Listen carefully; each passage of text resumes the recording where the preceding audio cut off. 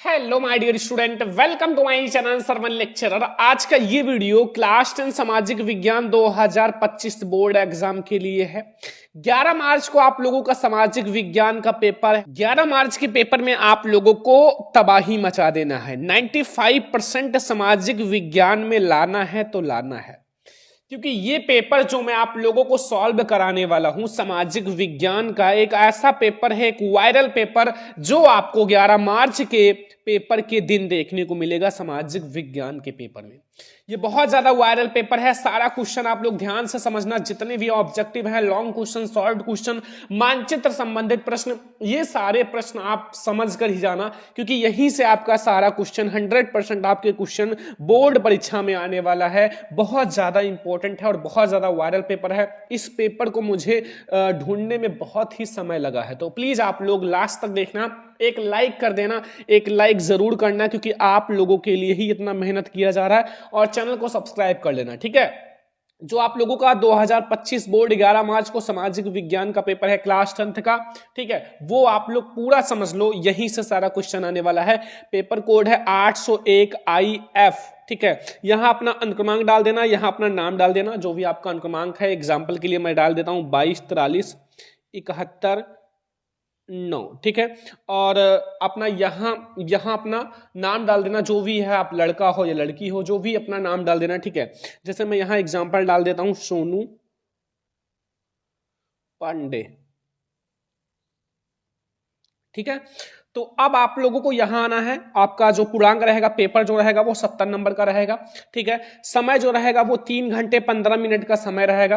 कुछ सामान्य निर्देश भी होता है, जैसे पहला है प्रारंभ के 15 मिनट पश्चाती को प्रश्न पत्र पढ़ने के लिए निर्धारित है, और यह प्रश्न पत्र 2 खंड आ और बा में विभाजित है।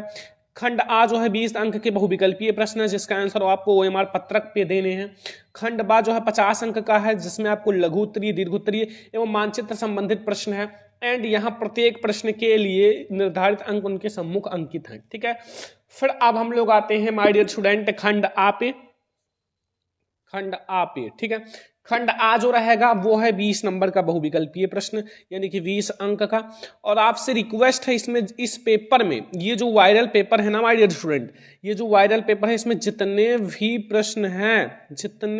प्रश्न हैं वो पूरा आप लोग तैयार कर लेना। एक भी आप क्वेश्चन छोड़कर मत आना, ठीक है। पूरा आप तैयार कर लेना, क्योंकि जब तक तोड़ेंगे नहीं तब तक छोड़ेंगे नहीं। हमें बोर्ड एग्जाम में टॉपर बनना है, और हम ऐसे ही हर एक सब्जेक्ट का वायरल पेपर लाने वाले हैं। बस आप लोग ज्यादा से ज्यादा प्यार दिखाओ, लाइक करो, शेयर करो, सब्सक्राइब करो चैनल को, ठीक है।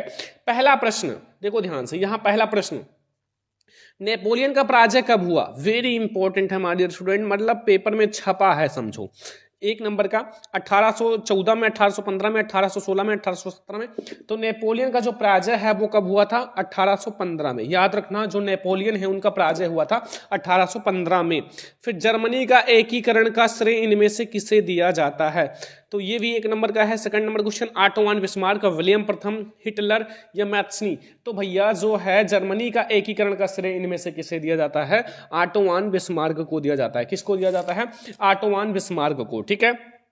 क्वेश्चन नंबर 3 है, भारत में राष्ट्रपिता कहकर किसको संबोधित किया जाता है?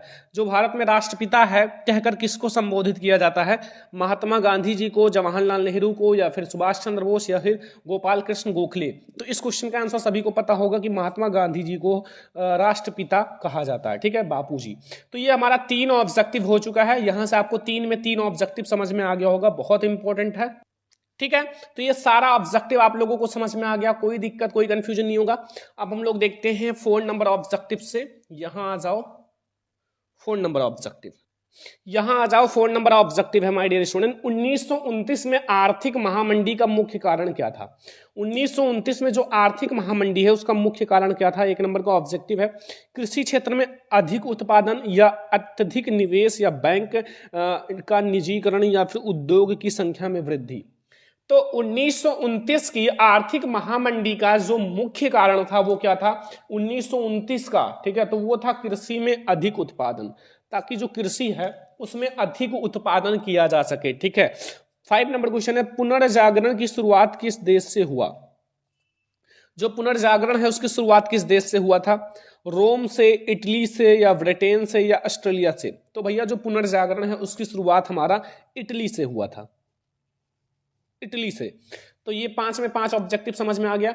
6 नंबर ऑब्जेक्टिव है पंजाब में भूमि निम्नीकरण का मुख्य कारण क्या था? ये भी 1 नंबर का है। पंजाब में जो भूमि निम्नीकरण है उसका जो मेन रीजन था, मुख्य कारण था, वो क्या था? गहन खेती, वन उन्मूलन, अधिक सिंचाई या अति पशुचारण। तो पंजाब में जो भूमि निम्नीकरण का मुख्य कारण था वो था अधिक सिंचाई। जब अधिक सिंचाई किया जाता था तो उसी के साथ मिट्टियां बह जाती थी, तो उसी के कारण भूमि निम्नीकरण होता है, ठीक है। 7 नंबर, लेटराइट मिट्टी निम्नलिखित में से किस राज्य में पाई जाती है? किस राज्य में लेटराइट मृदा पाई जाती है? राजस्थान, हिमाचल प्रदेश, महाराष्ट्र या उत्तर प्रदेश? तो भैया जो इन चारों में से कहाँ लेटराइट मिट्टी पाई जाती है? तो वो जो लेटराइट मिट्टी है वो हमारा कहाँ पाया जाता है? महाराष्ट्र में। कहाँ? महाराष्ट्र में लेटराइट मिट्टी पाया जाता है, ठीक है। क्वेश्चन नंबर 8 है, हरा सोना निम्नलिखित में से किसे कहा जाता है? हरा सोना किसे कहा जाता है? जो हरा रंग का होगा, तो हरे पेड़ को नहीं कहा जाता, हरे घास यानी सघन झाड़ी, इसको नहीं। जो प्राकृतिक वनस्पति है इसी में सब कुछ आ जाता है, चाहे आपका हरे पेड़ हो या घास हो या झाड़ी हो, सब कुछ यही प्राकृतिक वनस्पति में आ जाता है, तो इसी को हम लोग हरा सोना कहते हैं, ठीक है। अगला क्वेश्चन, जलमंडल का कितना प्रतिशत भाग समुद्री भाग से में उपयुक्त है? मतलब जलमंडल का कितना % भाग जो है जल, वो समुद्री जल के रूप में उपयुक्त है? 95%, 96%, या फिर 97.5% या 98%? तो याद रखना कि जो समुद्र है वो इतना ज्यादा जल दे रखा है, इतना 97.5%, यानी कि 97.5% जो है वो समुद्री जल है, ठीक है। नेक्स्ट है 10वां नंबर क्वेश्चन, भूदान आंदोलन किसके द्वारा आरंभ किया गया? भूदान आंदोलन किसके द्वारा आरंभ किया गया था? महात्मा गांधी, जवाहरलाल नेहरू, विनोबा भावे, इंदिरा गांधी? तो भैया जो हमारा भूदान आंदोलन है वो विनोबा भावे के द्वारा किया गया था, विनोबा भावे के द्वारा, ठीक है। 11 नंबर ऑब्जेक्टिव देखो, श्रीलंका में निम्नलिखित में से कौन सा बहुसंख्यक वर्ग है? श्रीलंका में कौन सा बहुसंख्यक वर्ग है? तमिल है, ईसाई है, सिंघली है, मुस्लिम है? तो श्रीलंका में जो बहुसंख्यक वर्ग है वो सिंघली है, याद रखना, जो सिंघली है वो श्रीलंका में बहुसंख्यक वर्ग है, ठीक है, बहुसंख्यक वर्ग है। 11 ऑब्जेक्टिव आप लोगों को समझ में आ गया। अब हम लोग आते हैं 12 नंबर ऑब्जेक्टिव के, कि संविधान के अनुसार भारत की राजभाषा है। भारत की राजभाषा कौन सा? संविधान के अनुसार हिंदी है, उर्दू है, संस्कृत है, या अंग्रेजी है? तो माय डियर स्टूडेंट, संविधान के अनुसार भारत की राजभाषा जो है वो कौन सा है? तो वो हिंदी है। कौन सा है? हिंदी जो है वो राजभाषा है, ठीक है। समझ में आ गया ना 12 में 12 ऑब्जेक्टिव। 13 नंबर है, भारत में यहाँ औरतों के लिए आरक्षण की व्यवस्था है। लोकसभा, विधानसभा, मंत्रिमंडल, पंचायती राज संस्थाएं। तो पंचायती राज संस्थाएं जो है वो भारत में औरतों के लिए आरक्षण की व्यवस्था देता है, ठीक है, पंचायती राज संस्थाएं। 14 नंबर है कि भारतीय राष्ट्रीय कांग्रेस का स्थापना किस वर्ष हुआ? 1 नंबर का 1885 में, 1920 में, 1945 में, या 1980 में? तो भारतीय राष्ट्रीय कांग्रेस का अधिवेशन जो है वह स्थापना किस वर्ष हुआ था? तो वो हुआ था 1885 में। कब हुआ था? 1885 में हुआ था, ठीक है। 15 नंबर ऑब्जेक्टिव है, मानवाधिकार दिवस कब मनाया जाता है? 10 दिसंबर, 5 सितंबर, 14 नवंबर, या फिर हमारा 15 अगस्त? तो 10 दिसंबर को मनाया जाता है, ठीक है।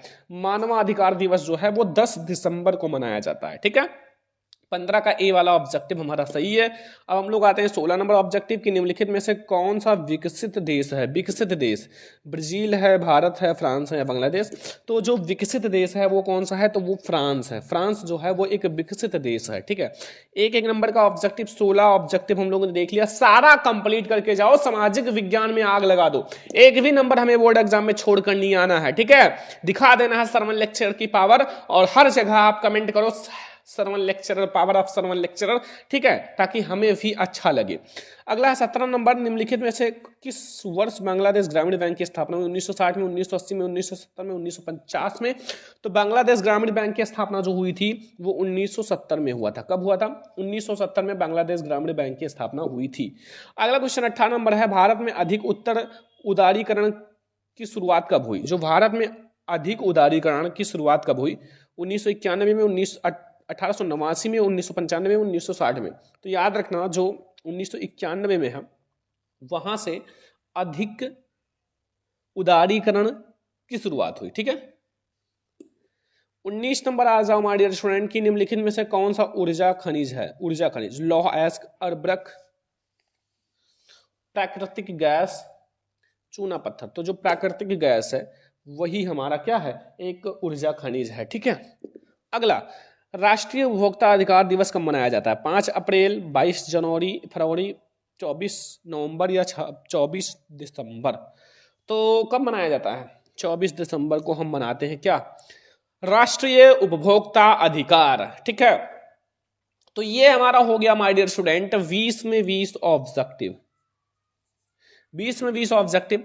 अब हम लोग शुरुआत करेंगे खंड बा का। खंड बा जो है वो पहले हम लोग 4 नंबर से शुरुआत करेंगे। पहला जो रहेगा, ये अभी मैं आपको सॉल्यूशन का पीडीएफ प्रोवाइड कर दूंगा, टेंशन मत लेना। और जो मानचित्र वाला है वो अभी हम लोग देख लेंगे। ठीक है, बहुत अच्छे से देखो। फ्रांस की क्रांति के 4 कारण लिखो, 4 नंबर का। जो फ्रांस की क्रांति है उनके 4 कारण लिखना है, आपको मिलेगा 4 नंबर। ठीक है, अथवा अगर नहीं आता तो सत्याग्रह का क्या अर्थ है स्पष्ट कीजिए तथा गांधी जी के सत्याग्रह के विचारों का भी उल्लेख कीजिए। देखो, सबसे पहले आप फ्रांस की क्रांति का कारण अगर आपको पता है तो लिख दो, नहीं आता तो सत्याग्रह का अर्थ है, सत्याग्रह का मतलब सत्य की तरफ आग्रह, सत्य की तरफ आग्रह, बस यही अर्थ है। और सामाजिक विज्ञान में अगर बिना पढ़े यानी कि ना भी आए तो आप बना के लिख देना, नंबर भर भर के मिलेगा। 4 नंबर में 3.5 नंबर आपको मिलेगा, पर राइटिंग अच्छी होनी चाहिए। राइटिंग अच्छी हो, हेडिंग अच्छी हो, ब्लैक पेन से लिखो, अंडरलाइन करो, फिर आप देखो नंबर की बरसात होगी। ठीक है, एक रियल बात बताते हैं, मुझे भी लॉन्ग क्वेश्चन बोर्ड एग्जाम में नहीं आता था सामाजिक विज्ञान में, फिर भी सामाजिक विज्ञान में मेरा 89 मार्क्स है, 89। मैं आपको हाई स्कूल का रिजल्ट, हाई स्कूल का अपना रिजल्ट मैं दिखाऊं, अगर आप लोग कमेंट करोगे सर रिजल्ट अपना रिजल्ट या हाई स्कूल का रिजल्ट, तो मैं अपना रिजल्ट दिखाऊंगा हाई स्कूल का, मैं कितना नंबर पाया था हाई स्कूल में और कितने परसेंट आया था, ये सब मैं आपको दिखाऊंगा। बस आप लोग कमेंट करो सर रिजल्ट रिजल्ट रिजल्ट, फिर आप देखो मैं आपको दिखाता हूं। ठीक है, कमेंट आना चाहिए बहुत सारा। 1992 के संविधान संशोधन के पहले और बाद में, ये बाद के स्थानीय शासन के महत्वपूर्ण अंतर लिखिए, ये भी 4 नंबर का है। नहीं आता तो ये अगला देख लो। देखो, भारत की विधायिकाओं में महिलाओं के प्रतिनिधित्व की स्थिति की गणना करो, ये भी 4 नंबर का है। मतलब 4 नंबर के ये सारे क्वेश्चन है। अगर नहीं आता तो आपके पास ऑप्शन भी है, मतलब मान लो आपका पहला नहीं आता तो अथवा भी लगा हुआ है, हर एक में अथवा लगा हुआ है। यहां ये नहीं आता तो ये करो, ये नहीं आता तो ये करो। ठीक है, मतलब आपके पास चॉइस है, बहुत इंपॉर्टेंट है। और सामाजिक विज्ञान मुझे बहुत आसान लगता है। ठीक है, थोड़ा सा मेहनत करना पड़ेगा बस। जैव विविधता क्या है और मानव जीवन में इसकी महत्वता का वर्णन करो, 4 नंबर का। जैव विविधता के बारे में बताओ, सबसे पहले है क्या, फिर इसका महत्वता क्या है, फिर अथवा नहीं आता ये करो। चावल या धान, सॉरी ये हटाओ, की खेती के लिए उपयुक्त भौगोलिक परिस्थितियों का वर्णन करो। ठीक है, ये अब इन दोनों में से अगर आपको कोई नहीं आता, फिर भी आप चावल के बारे में खाते हो ना, चावल बना के तो लिख सकते हो कि नहीं लिख सकते, लिख सकते हो। ठीक है, अगला है मानव विकास सूचांक क्या है, मानव विकास नापने वाली मूलभूत अवयव का वर्णन करो। जो मानव विकास सूचांक होता है उसके बारे में बताना है, आखिर है क्या मानव विकास सूचांक, और जो मानव विकास नापने वाले मूलभूत अवयव कौन कौन से हैं, मतलब अवयव का मतलब होता है जैसे यंत्र कौन कौन से हैं, ये आपको बताना है। ठीक है, तो ये हमारा क्वेश्चन नंबर 4 है। नहीं आता अथवा लगा हुआ है, विश्व व्यापार संगठन से आप क्या समझते हो ये बता दो, आखिर होता क्या है विश्व व्यापार संगठन, और थोड़ा सा और डिटेल में बताओ, क्योंकि 4 नंबर के लिए मैं आपको बता दूं, 4 नंबर के लिए 2 पेज लिखना पड़ेगा और 6 नंबर के लिए आपको 3 पेज लिखना पड़ेगा। ठीक है, मान लो आपने 2 पेज लिखा तो 4 2 यानी कि 8 पेज आपका लघुत्तरीय हो जाएगा, और 4 ये क्वेश्चन 12 पेज आपका वो हो जाएगा, यानी कि 8 12 8 20 पेज अगर आप लिख दोगे कॉपी तो बहुत है। ठीक है, बहुत है, क्योंकि आपका 20 नंबर तो ऑब्जेक्टिव एमसीक्यू आपको ओएमआर शीट में देना रहेगा। अब 5वां आ जाओ कि राष्ट्रवाद से क्या तात्पर्य है, यूरोप में राष्ट्रवाद के उदय होने के कौन कौन से परिस्थितिक सहायक हैं, ये 6 नंबर का है। मतलब राष्ट्रवाद, जो यूरोप में राष्ट्रवाद चैप्टर है, सबसे पहले ये समझ लो कि शुरुआत के 3-4 चैप्टर ही ज्यादा आते हैं, मतलब भूगोल के शुरुआत के 1-2 चैप्टर ज्यादा आएंगे, इतिहास के 1-2 चैप्टर, ऐसे करके जो शुरुआत के ही ज्यादा आते हैं। ध्यान रखना, बोर्ड एग्जाम का पेपर आप मिला लो, आपके पास होगा प्रीवियस ईयर पेपर। अब नहीं आता तो अथवा आप ये वाला कर सकते हो। देखो, मान लो अगर आपको ये क्वेश्चन नहीं आता है, ये वाला तो अथवा लगा हुआ है कि गांधी जी ने असहयोग आंदोलन क्यों प्रारंभ किया और उनके द्वारा आंदोलन वापस लेने का कारण क्या था, आखिर जो आंदोलन है वो वापस क्यों लिया, ये बता दो। राष्ट्रवाद के बारे में जानते हो या फिर असहयोग आंदोलन। देखो आंदोलन, देखो इसमें बनाना कोई हार्ड नहीं है, लड़ाई झगड़ा होता है ना, तो लड़ाई झगड़े के बारे में भर भर के लिख दो, नहीं आता फिर भी लिख कर आना है। देखो आपको खाली पेज नहीं छोड़ के आना है, सामाजिक विज्ञान में तो बिल्कुल भी नहीं, भर भर के लिखो, राइटिंग से लिखो, अंडरलाइन करो, बहुत अच्छे से लिखो, नंबर भर के मिलेगा, कोई दिक्कत नहीं है, ठीक है। छठवां है कि भारत की संघीय व्यवस्था की विशेषताओं का वर्णन करो, जो ये भी 6 नंबर का है। जो भारत की संघीय व्यवस्था उसकी विशेषताओं का वर्णन को नहीं आता तो लोकतंत्र किस तरह उत्तरदायी, जिम्मेवार और वैध सरकार का गठन करता है, ये भी 6 नंबर का है। जो लोकतंत्र है वो किस प्रकार उत्तरदायी, जिम्मेवार और वैध सरकार का गठन करता है। ये तो कर ही सकते हो कि ये भी नहीं कर सकते हो भाई। 6 नंबर के लिए 3 पेज तो लिखना पड़ेगा, इससे कम में बात नहीं चलेगा। 6 पेज लिखना, 3 पेज लिखना पड़ेगा, ठीक है। अब देखो 7वां है, भारत की कृषि की 3 प्रमुख समस्याओं का उल्लेख करो। आखिर भारतीय कृषि की कौन कौन सी समस्याएं हैं? देखो बहुत सारी समस्याएं, सिंचाई में असुविधा और अच्छे यंत्र ना होना, ठीक है, और खेतों का छोटा होना, ऐसा आप बहुत सारी समस्याएं लिख सकते हो, ठीक है। अच्छी किस्म के बीज का ना मिलना, समस्या बहुत है। लिखना केवल आना चाहिए, बस बना बना के लिखना आना चाहिए। अथवा भारत में सौर ऊर्जा का भविष्य उज्जवल है, क्यों? 3 कारण लिखो भाई। सौर ऊर्जा का भविष्य उज्जवल है क्योंकि सौर से चार्ज होता है, ना तो कोई बिजली का खपत होता है, ना तो कोई चार्ज लगता है, आराम से चार्ज होता है, जलता है। तो इसका जो भविष्य उज्जवल है क्योंकि इसमें हमारा पैसा भी नहीं लगता, सूर्य तो हमेशा निकलेगा और फिर आप चार्ज करो बढ़िया से, सब कुछ करो, तो कोई बढ़िया है। मतलब लिख सकते हो बना बना के, ऐसा कुछ नहीं है कि आप नहीं लिख सकते हो। मतलब आई होप कि आप बना के भी लिख सकते हो ये सारे क्वेश्चंस को। फिर 8वां है, राष्ट्रीय आय तथा प्रति व्यक्ति आय में क्या अंतर है, विवेचना कीजिए। जो राष्ट्रीय आय होता है, राष्ट्रीय आय मतलब पूरी आय, और प्रति व्यक्ति आय मतलब एक एक व्यक्तियों की आय, इन दोनों में क्या अंतर है, क्या डिफरेंस है, और आप डिफरेंस के बाद क्या करना है उसकी विवेचना करो दोनों का, ठीक है। ये चीज अगर नहीं आता तो अथवा लगा हुआ है। वैश्वीकरण से आप क्या समझते हो, सहायक कारकों का वर्णन करो। आखिर वैश्वीकरण होता क्या है और उनके सहायक कारकों का वर्णन करो, ये आप लिख सकते हो। तो मतलब आपको लिखना तो है, छोड़ना तो है नहीं। अब आ जाओ मानचित्र संबंधित प्रश्न। देखो एक आपको मानचित्र दिया जाएगा, ध्यान से समझो, ठीक है। एक मानचित्र का मैं आपको अलग से बताऊंगा, लेकिन अभी मैं आपको मतलब 10 नंबर का आता है तो 5 नंबर क्लियर करा देता हूँ। 5 नंबर का मतलब नाम बता देते हैं। जैसे निम्नलिखित का मानचित्र में ये डॉट चिन्ह द्वारा नाम सहित आपको आंकलन पर आधा नंबर आपको नाम लिखने पर मिलेगा और आधा नंबर आपको सही मानचित्र पर भरने पर मिलेगा। तो पहला, वह स्थान जहां प्रथम असहयोग आंदोलन हुआ, ये आप लोग कमेंट बॉक्स में बताओ, मैंने देखा है बट मुझे मिल नहीं रहा है, ठीक है। ये आ जाओ, वह स्थान जहां चौड़ी चौड़ा कांड हुआ, तो वह स्थान जहां चौड़ी चौड़ा कांड हुआ तो वो गोरखपुर में हुआ था, ठीक है। अगला, वह स्थान जहां 1920 के भारतीय राष्ट्रीय कांग्रेस का अधिवेशन हुआ, 1920 का जो भारतीय राष्ट्रीय कांग्रेस अधिवेशन हुआ था वो कलकत्ता में हुआ था,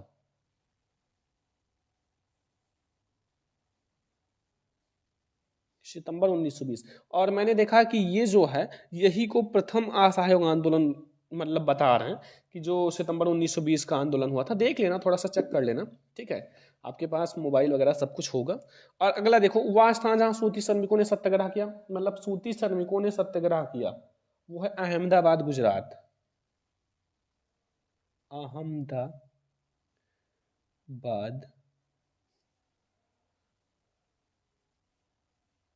गुजरात, ठीक है। वह स्थान जहां नील की खेती के लिए किसानों ने आंदोलन किया, तो नील की खेती करने के लिए चंपारण में, चंपारण, चंपारण बिहार,